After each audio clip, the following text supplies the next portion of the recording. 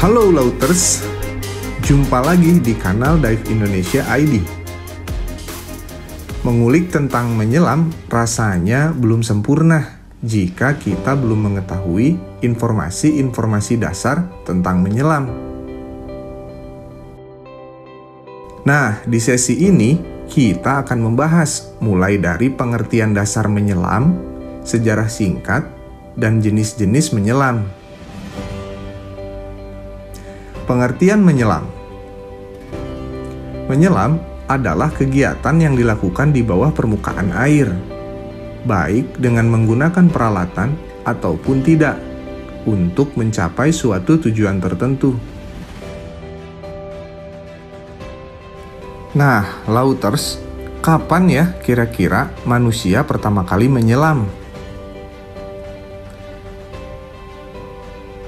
Menurut berbagai sumber, tidak seorang pun dapat memastikannya. Tetapi, menyelam dapat dipastikan sebagai profesi atau sebuah kegiatan yang sudah tua usianya dalam sejarah peradaban umat manusia.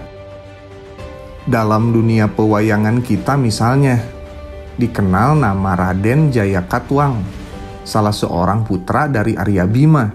Spesialisasinya adalah menyelam di laut.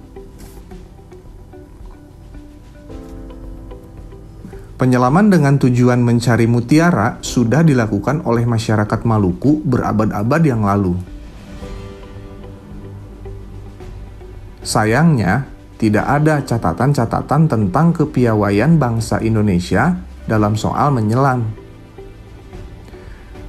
Dari literatur asing, sejarah penyelaman diuraikan secara ringkas dengan kronologis sebagai berikut.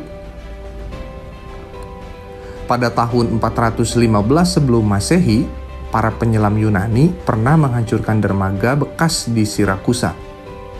Lalu, tahun 1837, Augustus Cebes menciptakan pakaian selam dengan sistem saluran udara dari permukaan, yang kemudian dikenal sebagai alat selam klasik. Kemudian pada tahun 1959, J.Y. Coste, seorang engineer kelautan, melaksanakan eksplorasi bawah air dengan kapal Calypso. Hingga saat ini, penyelaman-penyelaman untuk tugas-tugas penelitian ilmiah terus berkembang dalam tujuan untuk mencapai dan menguak misteri dasar-dasar bumi yang terdalam dan penuh dengan misteri untuk kemakmuran hidup semua makhluk ciptaannya.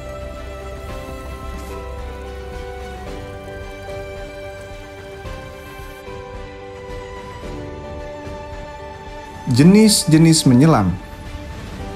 Kegiatan menyelam dapat dibedakan menjadi beberapa jenis, mulai bergantung kepada kedalamannya, tujuannya, dan jenis peralatan yang digunakannya. Berdasarkan pada kedalamannya, penyelaman dibedakan menjadi 3 jenis, yaitu penyelaman dangkal, penyelaman sedang, dan penyelaman dalam. Penyelaman dangkal yaitu penyelaman dengan kedalaman maksimum 10 meter. Penyelaman sedang yaitu penyelaman dengan kedalaman lebih dari 10 meter sampai dengan 30 meter. Dan untuk penyelaman dalam yaitu penyelaman dengan kedalaman lebih dari 30 meter.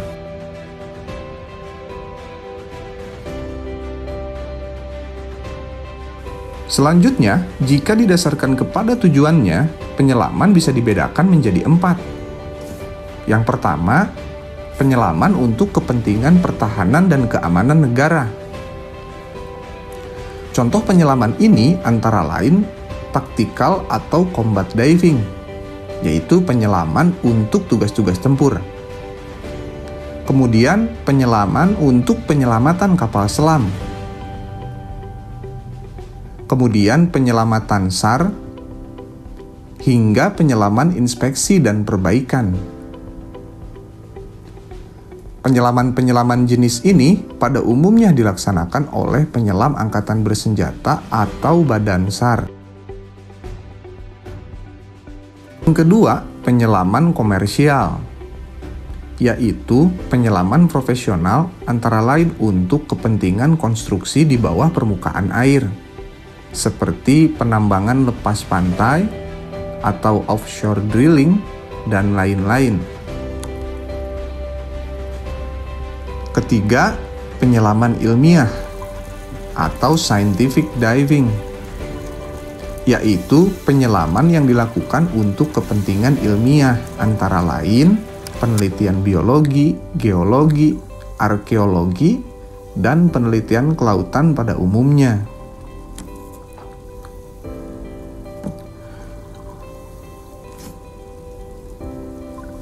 Yang keempat adalah penyelaman olahraga atau sport diving, yaitu penyelaman yang dilakukan untuk kepentingan mempertahankan atau meningkatkan kondisi kesehatan dan kebugaran jiwa serta raga.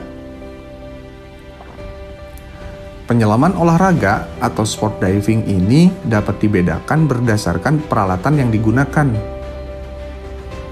Ada yang disebut skin diving, free diving, dan scuba diving.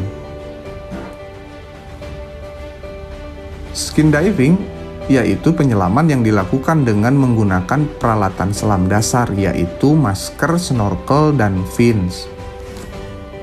Sementara scuba diving yaitu menggunakan peralatan scuba. Selain untuk kepentingan olahraga, saat ini scuba diving juga sangat populer untuk tujuan rekreasi. Pada umumnya, seseorang harus terlebih dahulu mahir dalam skin diving sebelum menjadi penyelam scuba. Juga saat ini, selain skin diving dan scuba diving tadi, sudah populer yang disebut free diving. Free diving adalah penyelaman tahan napas tanpa menggunakan snorkel. Biasanya banyak dilakukan oleh penyelam alam dan para nelayan untuk mencari mutiara, tripang, menembak ikan, memasang atau mengambil bubu. Namun saat ini free diving sudah sangat diminati oleh para pecinta laut.